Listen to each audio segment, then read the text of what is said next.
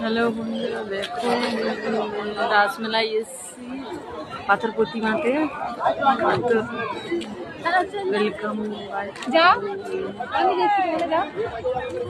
আমি এখানে বাইরে ছেড়ে দিলে পালিয়ে যাবো, তো দাঁড়িয়ে রইব।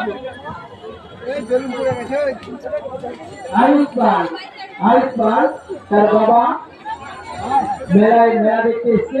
সেই ছোট্ট শিশুটি দীর্ঘায়ু কামনায় রাধাবাবু প্রায় 91 টাকা দিলেন। ওই ছোট্ট শিশুটি দীর্ঘায়ু কামনা করছি, তারা আমাদের কাছে দিলেন। অগণিত মানুষের ধর্মের একটি উৎসব তাই সমস্ত আপামর সাধারণ সবাইকে জানায়